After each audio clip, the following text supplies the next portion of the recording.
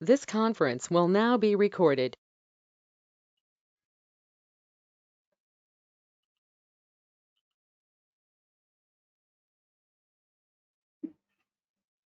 Good morning, class. Few topics which I want to revise.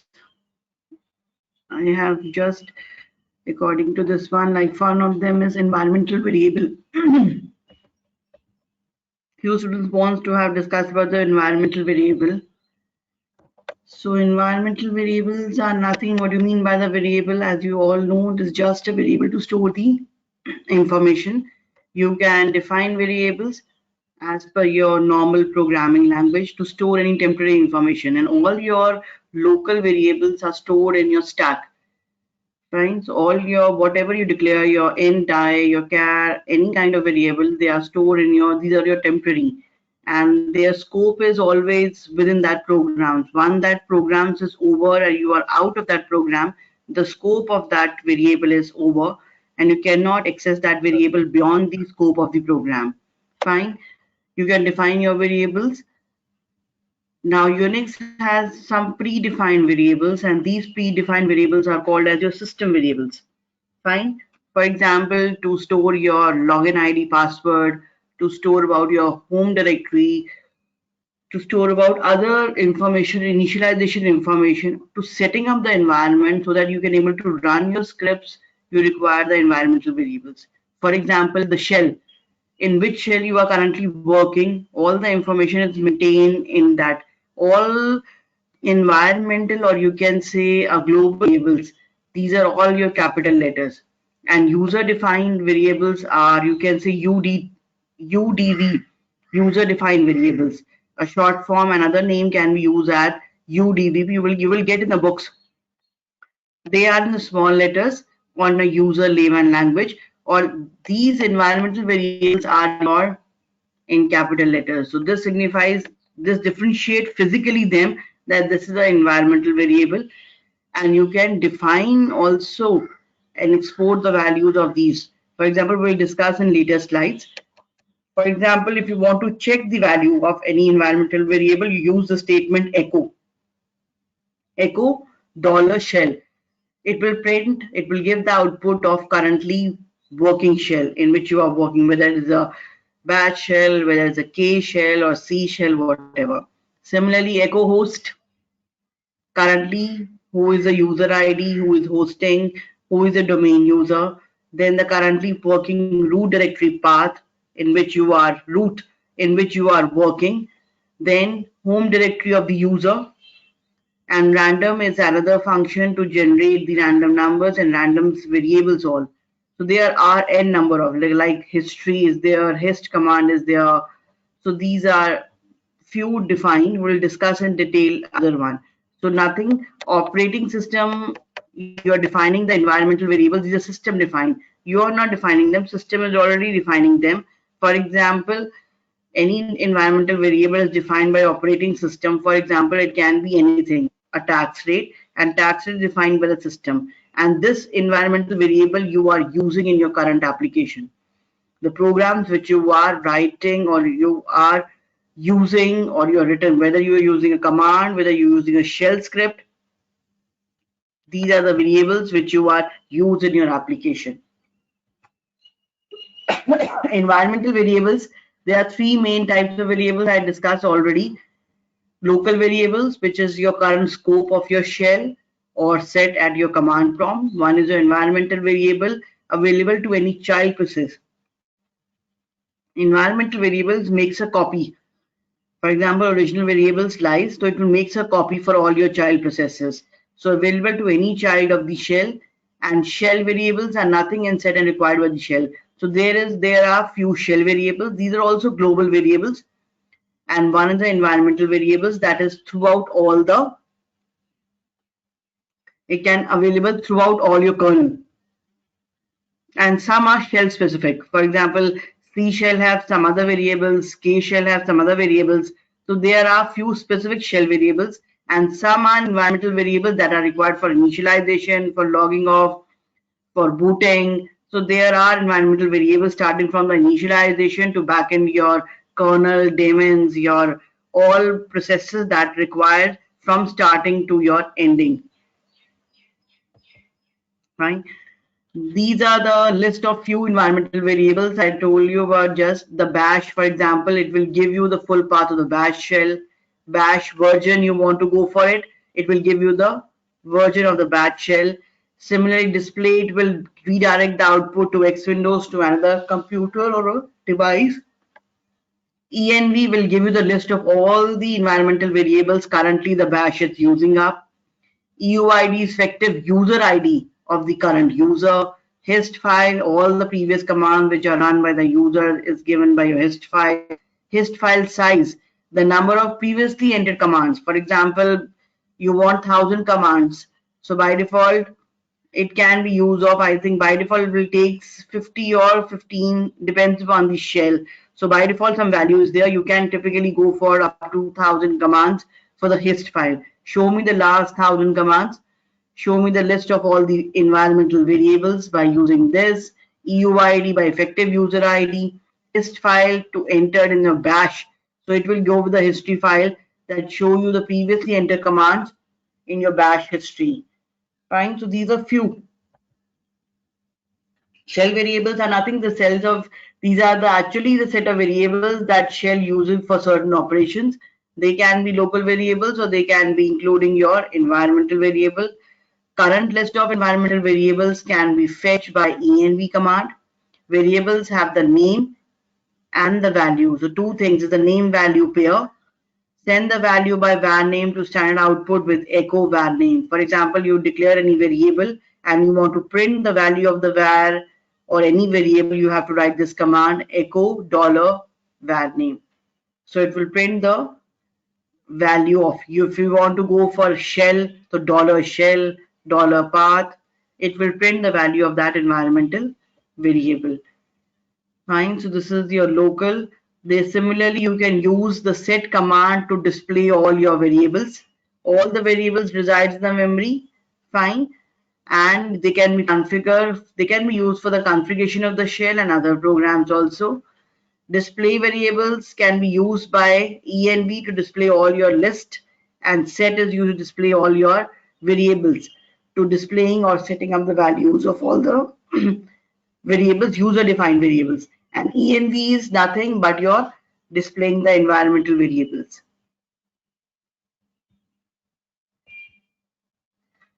Fine. Similarly, one of the command is export. If you want to make available in all the environment, if you want your variable to be available in the environment, then you use the command export. And your, for example, you declare one variable v1 with the value this. Fine. Now you export the v1. Now this local variable becomes your part of your environment. So you have used the command export. Fine. You come back to your shell. Fine. And you have write it echo. At the shell prompt, you have write it echo. Fine. Echo and $v1. It will show you the output. So you have export that v1 from your command prompt to a shell. So exporting means you are earlier at the command prompt. At the fine, now you're entering into a shell. You have written sh, that means you are moving to a shell. You want to write a script. Fine, and after going to a shell, you print the value of echo. It will show the value of, you export this v1 to a shell, so it will show you the value of your v1 at the shell level. So this is prompt. Before that is sh, the shell you are working and the version you are working. So that is the indication that you are currently in the shell. If you want to log out of the shell, you can press exit or log out or escape key. You can move out of your shell and again you can come back to your command prompt.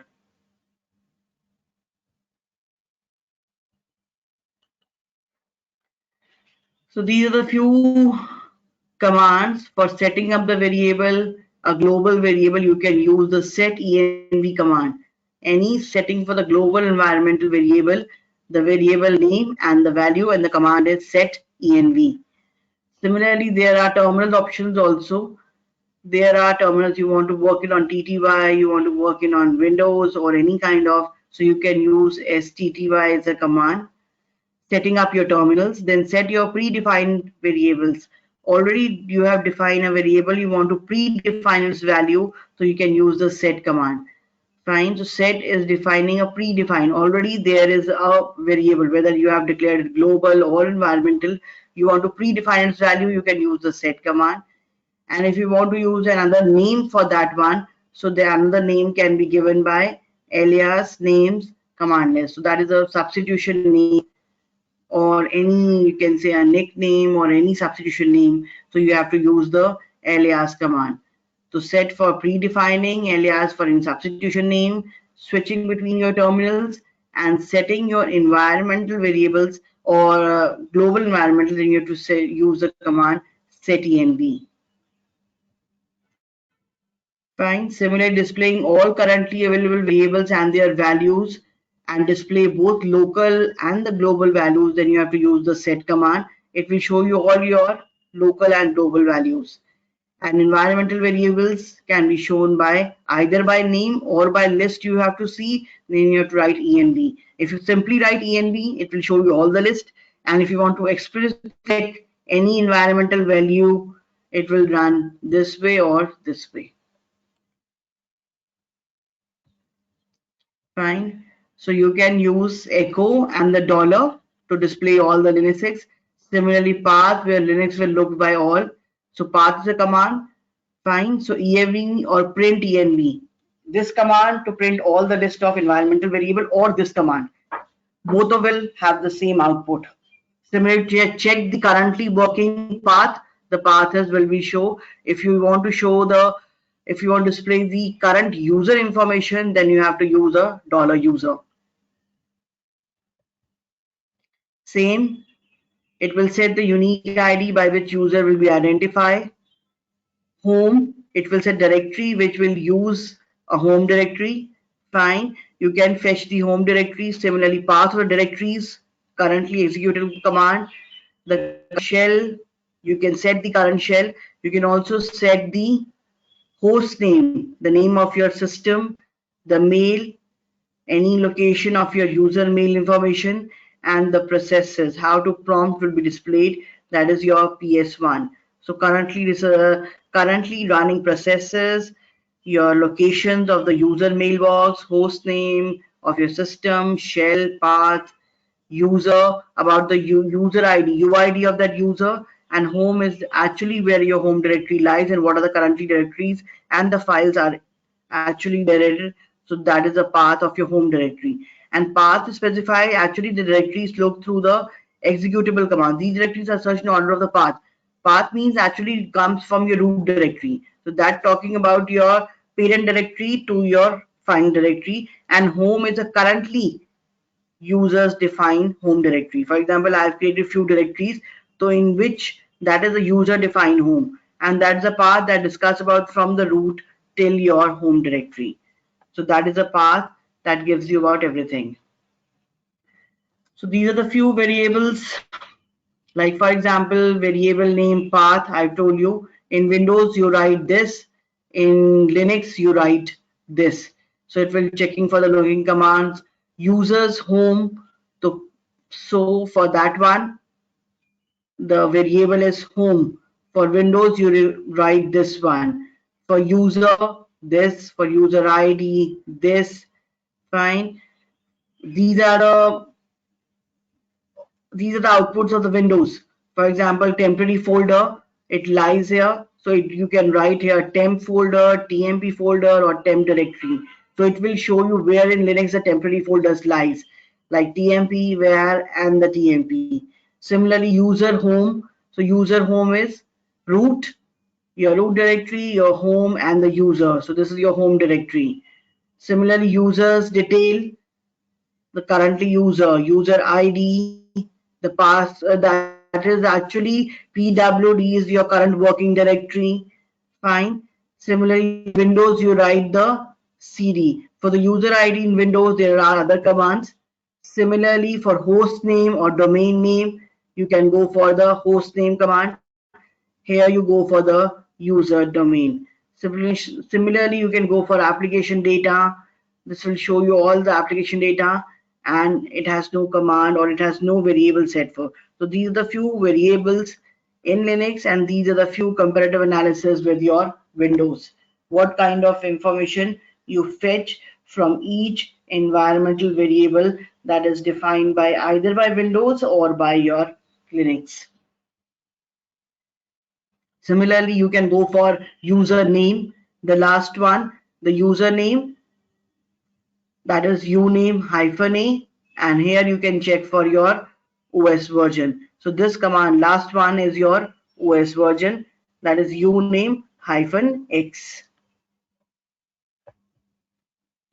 So these are about your environmental variables, how to set, how to export different categories. So these are about all your environmental variables. Next topic which I like to discuss about your ext2, ext3 and ext4, that is your file systems. Fine. So what do you mean by the file system? File system is nothing but the logical way of organizing the sectors on a disk. Different operating systems supports different file systems. As you know, Windows will support your FAT file system. Fine. NTFS, that is your another network. Some will say it is a networking FAT file allocation table, that is a FAT file system. Networking or a new type file system. For Linux, it is ext3.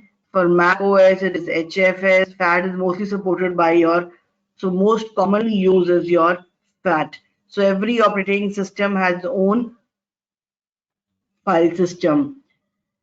So in Linux, each physical drive can be divided into several partitions. Each partition contains one file system, and each file systems contain this set of blocks. So you actually divide your every layer of your hardware into a physical drive. So your drives are partitions into various sectors, and each partition or each sector will have the one file system, and each file system has a boot block, super block, descriptors, inode, or you can say file descriptors and your data blocks. So this is your booting information. This is about the information about your file system, how to make your file system, whether it's a hierarchical, what will be your root, who is your root, who will be the child. So all the information about the file system resides in superblock. Then what are the linked lists to be followed for your directory and files, how the directories will be there, how many files will be there. So all the information is maintained in your inode data structure, and the last one is your data block that actually contains the content of your file. So that is your data blocks, and all the information of directories and their files will resides in the inode list.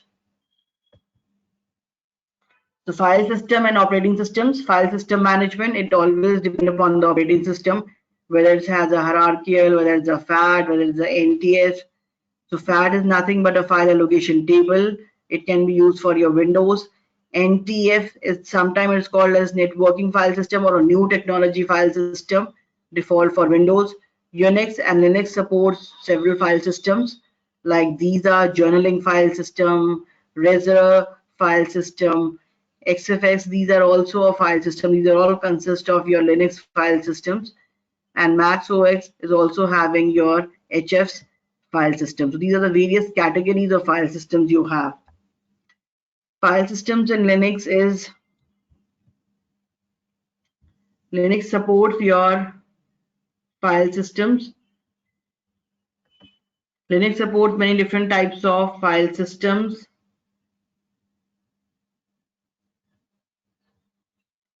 But commonly choices for this one that includes your such as ext2 and ext3, XFX and journaling file systems. These are the other options for your Linux file systems. ext3 is called as third extended file system. That is a journaled file. I told you about what do you mean by journaling. Journaling means to keep track of your, before you make any changes to the file system, you can maintain a one catalog or one log for all the changes to be done in your main file system. So that is called journaling. Journaling means to maintain a backup, a recovery, or a log, or a kind of a tracker, so that finally you can make any changes to file system. First have to you make update the journal, what kind of changes you have to do in the final file system. So for that, journaling is done. So journaling file system was the default file system for many popular Linux distros or distribution. It is an upgrade of the preceding ext2 file system, and among others, it had added the journaling feature. Journaling file system is a file system that logs the changes to a journal, usually called as circular log in a dedicated area, before committing them to the main file system. So such file systems are less likely to become corrupted in the event of power failure or a system crash. Fine. So this is about the journaling, and that's the most important feature of your ext3.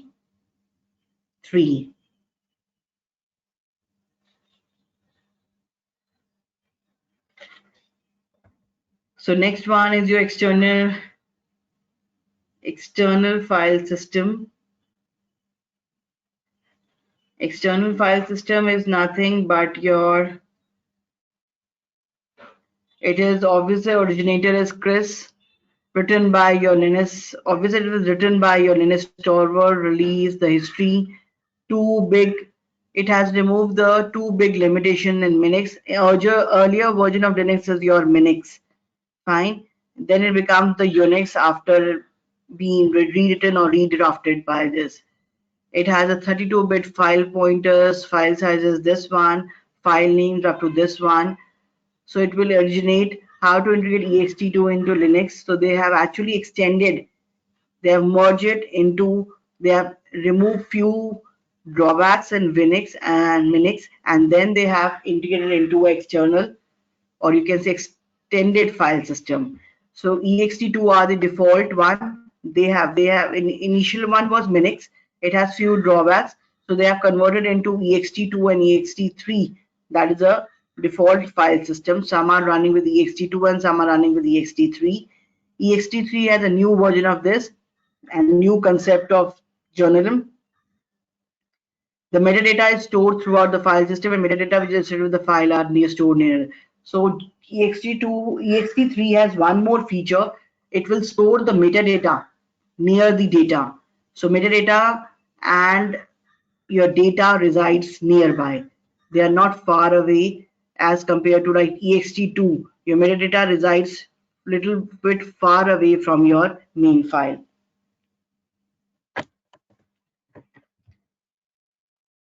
So extended file system was a more mature one, fine, and it offers some good features comparative to your Minix. Similarly, ext2 was also included in 1994, ext3 in 2001, and ext4 in 2008, and they are more efficient and robust as compared to your ext2 and Minix. This is a history, you can read it out about ext2. Fine. So these are your file systems. ext3 has a journal and hash-free directory. Fine. ext4, it has this kind of capacity, 48-bit addressing space, no limited your directory entries, multi-block allocation, delayed block allocation, fragmentations or defragmentations also there, 256 byte codes, 256 byte inodes. So inode has a huge capacity to maintain the information. Pre-allocation can be persistent, and other barriers are also there. So file systems are getting bigger, and to eliminate the limitations, so this is a feature of your ext3. Similarly, these are the features comparative between ext4, SFs, and your, these are the few comparison analysis technical features you can edit out between your maximum size, volume, copy on write, snapshots. So these are the few things you can turn about the comparative analysis of ext3. The main feature of ext3 is journaling. That is the only thing. And other are technically now the big sizes of file and other things are there. Then NTFs is also, you have heard it about that. There's a new technology that's developed by Windows in 19. It also have the journaling file system.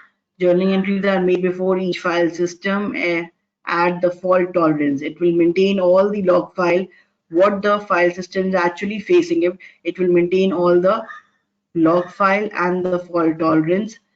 Features, hard links are there, symbolic links to the files there, sparse files, full slots of zeros, and disk quotas are there. So these are the few hardware motivations for these kind of file systems. Fine. So this is about your few things about ext2, ext3, and ext4. And these are the comparative analysis of Linux OS versus your Windows. Fine. I think you can able to read it out. Linux kernel was released in this date and Windows in 19, developed by so and so Linux Torvalds, and this is by Microsoft product. First version of Linux, Windows, and you have the interim papers regarding discussion about the difference between Windows and Linux operating system. So it's combined with your GNU system to produce a complete free operating system. So that is a license under free public domain, and Windows is neither a source, neither open source nor a free OS. It is a proprietary of Microsoft, and some license fee is taken by the Microsoft company for running the Windows. Same open source, closed, it's free, it cost around, free software, it is a costing, it has a live CD distribution, no, it is secure, it is insecure. Similarly, other features, low hardware cost, hardware, it is more complex and more complicated software, it is low hardware cost. Customizable, you can add features, it cannot be customizable. Fine. Then other features of Linux is manufacturers, about the usage. Fine, you can read about the usage. Windows can be installed on PC servers and some phones. Linux can be installed on wide variety of hardware. It can be used as a very good server operating system. It can be operated from mobile phones, tablets, video game, to mainframe to your supercomputers. Linux has a hierarchical and Windows has a flat file system.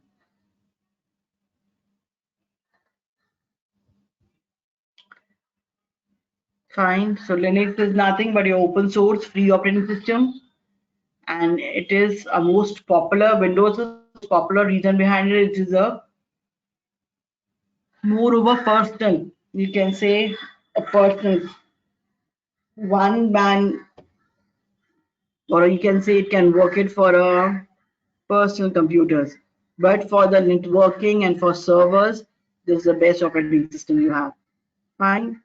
It has many price versions. I told you about the Linux distro, free versions and the paid versions, but Windows you have to buy a copy. Then there is a difference between Linux and Unix. We already heard it and we have already read it so much about it.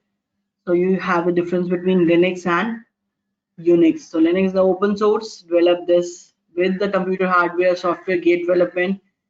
Unix is the operating system which is basically for Intel, HP, Internet, and Linux is not, though it is based on Unix, but it is not the Unix. So different versions and flavors of Unix are there, but different with different prices. You have to pay some nominal fee for Unix, but Linux is freely available. That is the most important feature of this. File system supported by this one and file system supported by this one. Fine. So these are different file systems which is supported by Linux and Unix. Users for this operating system could do any kind of, including your home users and the worldwide developers. But this operating system can basically for mainframe servers, workstations. They are not for basically for a normal user. For normal user or a layman, it is Windows is most compatible, and then for the Linux and then the Unix. So it is not for that, generally for mainframes and servers. Similarly, some papers asked about the difference between GNU and Linux. Fine. Though the Linux is a part of GNU, its operating system is an extensive collection of computers, is a family of Linux, whereas a family of free and open source softwares. but building around the Linux kernel. It is the operating system with a collection of softwares developed under the license of GNU. It is just and you can say a project or organization that runs. So Linux come under this GNU. It has many other features like HTMLs are there, and there are other languages which come under this. So you can have languages, operating systems, many tools which come under this project. So that those who are freeware and that one are open for the public, that comes under GNU. And Linux is one of the component of GNU, one of the tool that is based on GNU licensed. Fine. Now Unix and Linux, it also support the file system, but lesser than Linux. Linux supports more file systems than Unix. Unix contain completely different coding developed by ATN Labs. Linux is a Unix clone but behaves like a Unix but doesn't contain its code. So it behaves like a Unix, but it is not actually the copy of Unix. Unix is a complete package of operating system. It's just the kernel.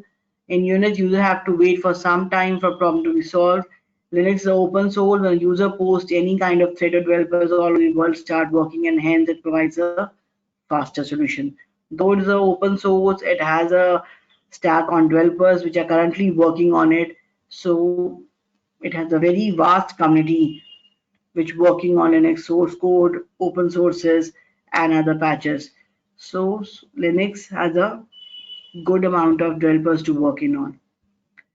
Then the next, this is about your difference between Linux and Unix, difference between about your Windows and Linux.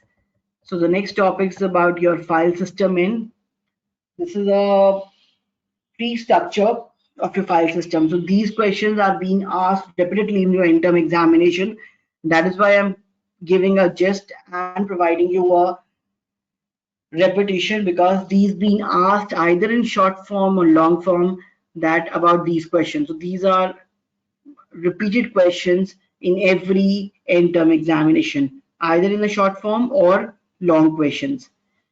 So this is your root. Fine. So this is your root. Then the main folders are etc, mounting, system, bin, and library. Fine. Other folders are these yellows are your parent immediate after the root. Boot, home, procedures, your devices, your special binary files. Fine. Other than that, for example, mounting, where your actually devices are mounting. Fine. A view of internal data that shows about procedures, to a kernel view of the hardware that gives you about the system folder. This folder defines about the special devices. All your executable files resides here in bin folder. Fine. Similarly, it also has some specialized binary files. All your libraries which are used by you, all your systems are defined in this folder. All users information, whether related to your more executable binary files which are user defined, which are defined by the users, that all either your library or your special files or your binary files, that are all defined in your this folder slash user. Similarly, this folder booting, the kernel images here, all booting information. Fine. This is the super user home directory. This is a root or admin that works for all and command all the your programs and all your executable, all your environmental variables, all your mounting, all has to be done by your root. Then your system configuration files. These are all your etc folders, whether your password, whether your shadows, encryptions, user IDs, all your system configuration files resides in this, and all this is your home user directories are under here. So all the directories made by the user that resides at your home. So these are the main folders of your parent root. So all is your root, that is your parent, or you can say backslash. Under these are your child nodes. Same root directory, executable files, system commands and executable file, kernel booting and a bootloader, devices, all your hardware file notes, etc configuration or startup scripts, user home directories, root home directories, library or shared libraries, whether defined by the used by the kernel or the user, then your all your mounting points or media for storage of media. Then it can be a optional. OPT stands for optional, that is a third party applications you want to install it. Then all your procedures, virtual processes file, other user applications and libraries, and file that change a lot, that is your variables, all your variables, all, whether your user defined variables or your systems or environmental or shell variables that define in your var folder. So same here. Another definition, root that works is your primary hierarchy, and this is a list that works.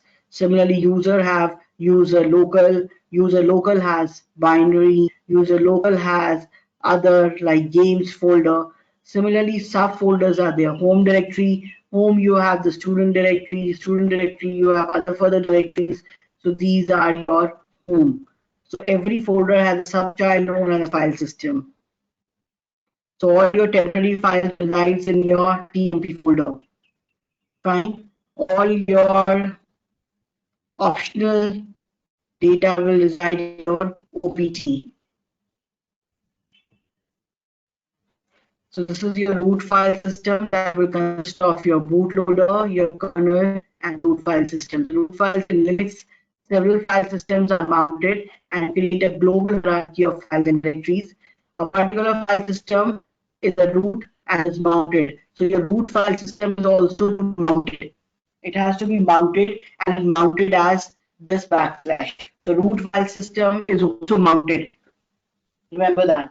It is also mounted as your backslash. On embedded system, this root file system contains all the libraries and application data of the system.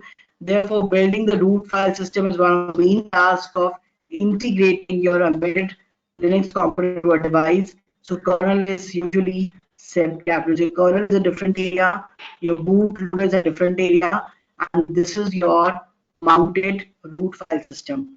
Once you start the Linux operating system, it will mount your root file system, and that will mounting, and when you close or log out it will unmount your root file system, and root file system is mounted as your backslash. It has further libraries and applications and data and other folders to keep in. Fine. So this is about your file systems, is very much important and has been asked several times in your interim examination. Then about your booting process. We have discussed so much about booting process and there's nothing much. Same cycle. When you turn on, it has a BIOS. Then you have the MBR. Fine. Once the BIOS call will have, then you go for the MBR loads your active partition, and then finally your boot sector will run it. So that's just a brief diagram that BIOS load your MBR, master boot, then your active partitions, and then your bootloader. So BIOS is nothing but your basic input output. MBR is nothing. These are also important, and these been asked separately or explicitly. Explain your MBR, master boot recorder. What do you mean by the grand unified bootloader? What do you mean by a kernel? What are the functions of kernel? Define the kernel in your Linux, explain the function and the features of the kernel. So kernel executes initializations, run levels, and run levels require run levels. These are the initialization process. Fine, and finally your run levels that we'll discuss in a few slides. So this is the block diagram of your booting process. Boot, read-only memory, then bootloader, then kernel image, then initializations. Initialization will go for your runtime, your servicing, background servicing, daemons. Background processes will your daemons, all your service manager services, either your user-defined services or system-defined services, and your finally the system servers, and various options. These are the various other functions which runs, and finally you load with your all settings, initializations, and your environmental setup. This is a block diagram of your booting process. Same, bootloader will load the kernel, kernel will go for initialization, initialization will mount your file system, fine. Initialization will run your boot code and it will mount your file system. It will run all the initialization run. RC stands for run the command. So initialization is a script. It's a script, few sets of command, and that RC stands for run that commands. So initialization script is there. It will run, or RC stands for running the commands. Initialization, then this is your virtual and this is your physical memory with have internal RAM, caches, external. This is your virtual memory and this is your booting process.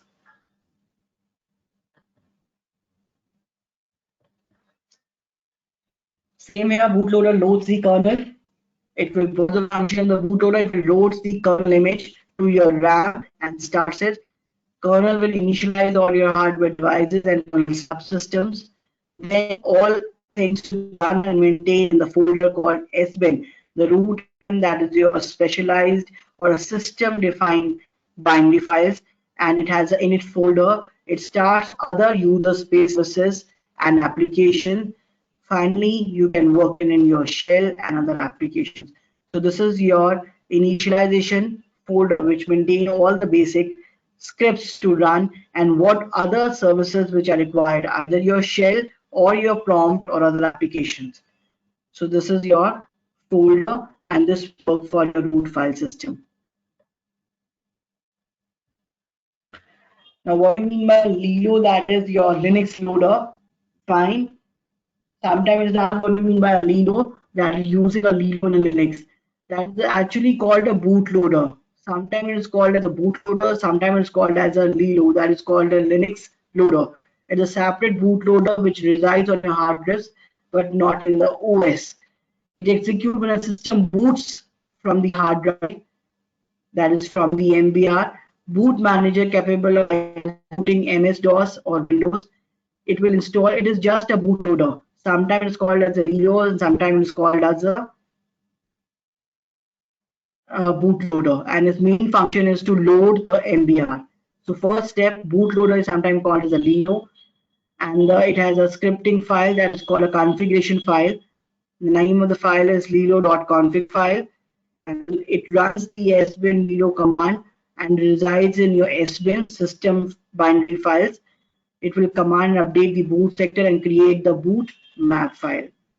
So these are the boot operations, the root, the single, and these are your basic. And Lilo is nothing but a loader, boot loader or Linux loader.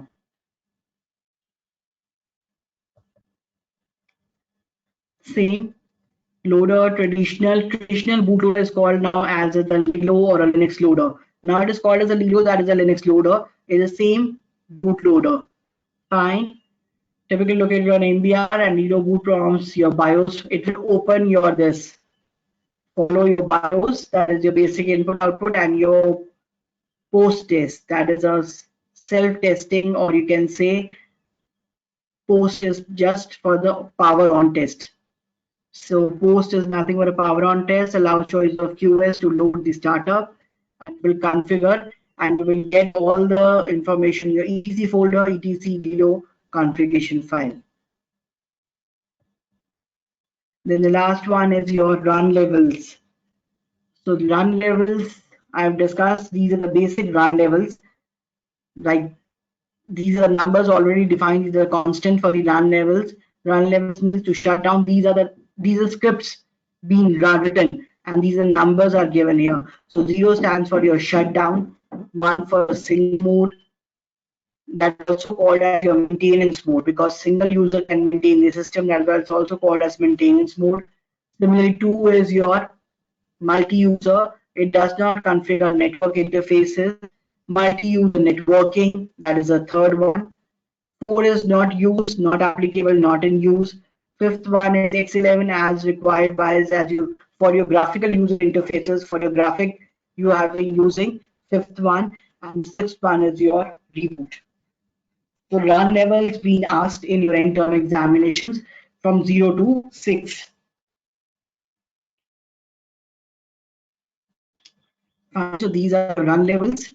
So run levels are nothing but the preset or already preset. You have defined set of conditions or set of values how to, for example, shutdown. What the system have to do in the shutdown, the preset commands already being defined on booting, on restarting, on single user mode. What are the presettings that are already defined? The system is booted into several run levels, each of which represents a single digit integer. Each run level designates a different system configuration and allow us to different combination of processes. Fine. There are differences in the run levels. 7 run levels are there as per this. Fine. 0 for the halt, single, multiple, user, definable. That is open for the user. That is not in use and for the user can define it and want to write any script for that one. Then 4 can be used. It is not a system defined. It's open for the user.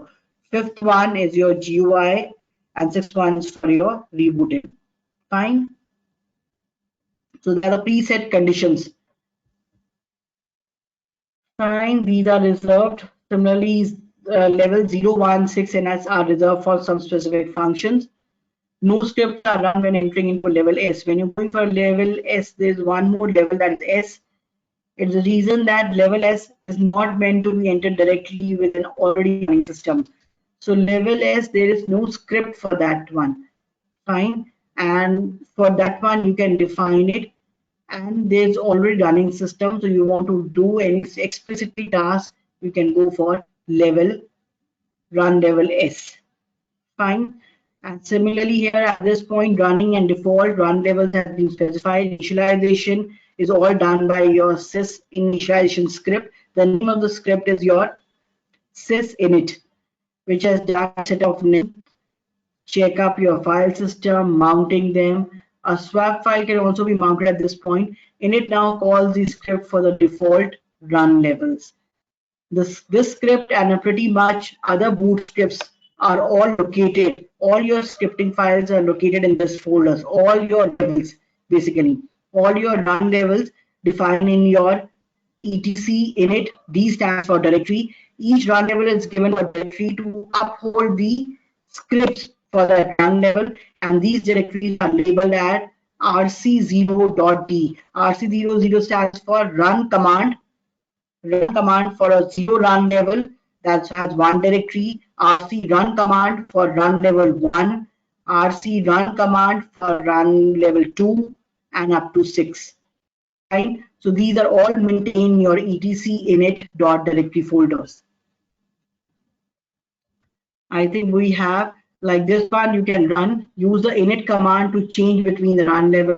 For example, you want to switch in between one level. For example, you want to shut down to reboot, reboot to your shutdown, then init and your run level, 0 shutdown, reboot, change the run level 3, multi-user and a multi-user X11 mode.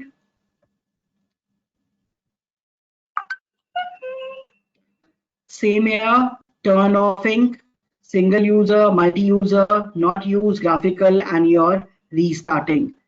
And these are your scripting files. These are your script files or script directories. etc folder, rcd is the main, and rcd has further directories for run level 0 to run level 6.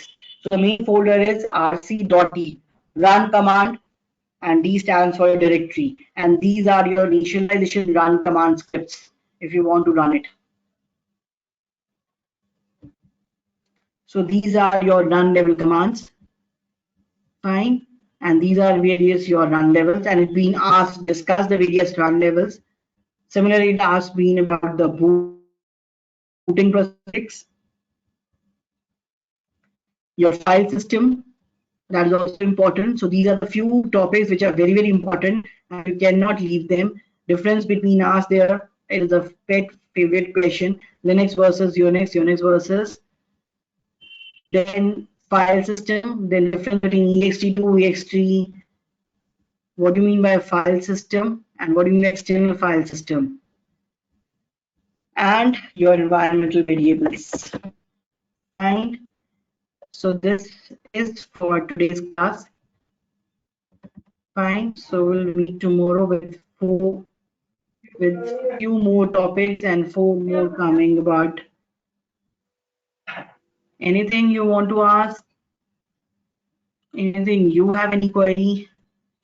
You can ask and open your unmute self and you can ask anything if you want to. No, ma'am. Thank you.